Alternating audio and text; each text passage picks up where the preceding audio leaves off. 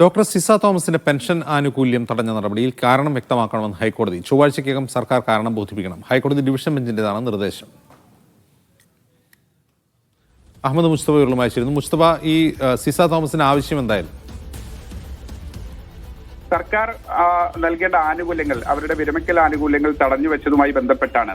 അതിനെതിരെയാണ് ഹൈക്കോടതിയെ സമീപിച്ചിരിക്കുന്നത്. നേരത്തെ കേരള അഡ്മിനിസ്ട്രേറ്റീവ് ട്രൈബ്യൂണലിലും സമാനമായ ഹർജി നൽകിയിരുന്നു. അതിൽ സിസ തോമസിന് അനുകൂലമായി അഡ്മിനിസ്ട്രേറ്റീവ് ട്രൈബ്യൂണലിന്റെ ഉത്തരവുണ്ടാവുകയും ചെയ്തിരുന്നു. എന്നിട്ടും സർക്കാർ അത് അനുവദിച്ച് നൽകുന്നില്ല. അതുകൊണ്ട് കോടതി ഇടപെടണം, അത് അനുവദിച്ച് നൽകാൻ കോടതി ഉത്തരവിടണം എന്നതായിരുന്നു അവരുടെ പ്രധാനപ്പെട്ട ആവശ്യം. ഇതുമായി ബന്ധപ്പെട്ട് 2-3 തവണ ഈ ഹർജി പരിഗണിച്ചിരുന്നു. ഇന്നലെയും ഈ ഹർജി ഉണ്ടായിരുന്നു. ഈ ഹർജി ഡിവിഷൻ ബെഞ്ചാണ് പരിഗണിക്കുന്നത്. പ്രത്യേകമായി അവരോട് എന്തിനാണ് ഇത്ര വിരോധം?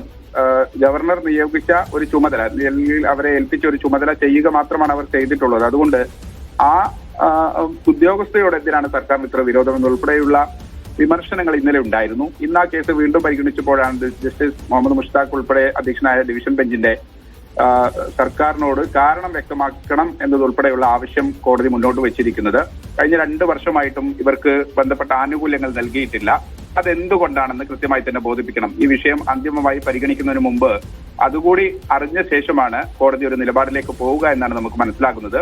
ചൊവ്വാഴ്ചക്കകം സർക്കാർ ഈ വിഷയവുമായി ബന്ധപ്പെട്ട് എന്തുകൊണ്ടാണ് സിസ തോമസിന്റെ പെൻഷൻ ആനുകൂല്യം ഉൾപ്പെടെയുള്ള അതുൾപ്പെടെ തടഞ്ഞ നടപടി, എന്തുകൊണ്ടാണ് സർക്കാർ അത്തരത്തിലുള്ളൊരു സമീപനം ഇവരോട് ഉണ്ടായത് എന്നതുൾപ്പെടെയുള്ള കാരണം കൃത്യമായി തന്നെ ബോധിപ്പിക്കണം.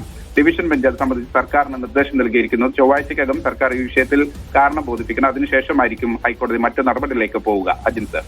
ശരി മുസ്തഫ.